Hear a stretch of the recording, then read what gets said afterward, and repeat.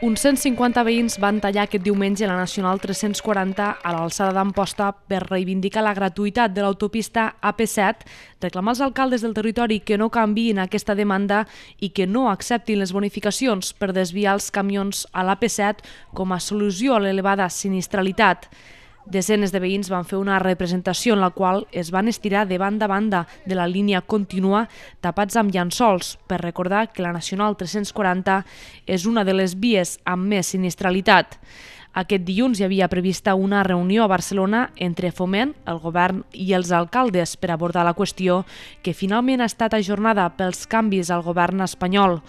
El portaveu del moviment, Llorenç Navarro, va reclamar al conseller de Territori, Josep Rull, que escolti la veu del territori que reclama la gratuïtat de l'AP7 en el tram de l'Ebre. Rull ho va dir-ho ben clar, volem sentir la veu del territori. El territori li diu ben clar, Rull, volem els mateixos quilòmetres que té Barcelona, gratuït. Aquí nosaltres no en tenim. No tenim aquestes inversions. I també tenim dret, també som catalans. Per tant, no pot ser que per aquesta carretera passin 25.000 vehicles i l'única solució que hi ha és prohibir el pas als vehicles pesats. Prohibir el pas, fer 11 rotondes i desgraciar una carretera. Per això nosaltres demanem dignitat, demanem unes bones infraestructures. D'altra banda, els veïns han demanat als alcaldes que no acordin coses que després hipotequen durant tota la vida a un territori.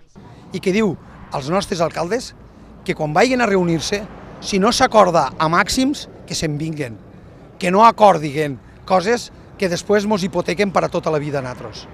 Volem guanyar, volem dir sí, però sí a més inversions i a més confiar en aquest territori, perquè el que fan és fer-nos estar més lluny de Barcelona, i això vol dir que no els ho importem.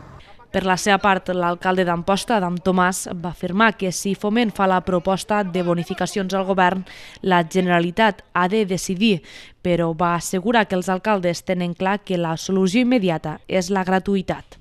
Però ja dic, si és que Foment té una proposta i li fa una proposta a la Generalitat de Catalunya és la que té que decidir. Els alcaldes la idea la tenim molt clara, i sobretot els del territori, que és allò que hem aprovat als plens i és allò que molts de nosaltres en les nostres formacions polítiques hem defensat també durant molts de cops en el no vull pagar, per exemple, no? En aquestes campanyes que s'han anat fent. Per tant, pensem que és una via ràpida, directa, que per anar des de A fins a C passes per B, això és una que ha de decidir Foment en territori i sostenibilitat.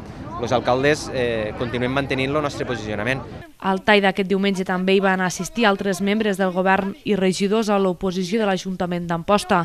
També es va poder veure el diputat de la CUP al Parlament, Sergi Saladier, i el portaveu de la CUP a Tortosa, Javier Rodríguez.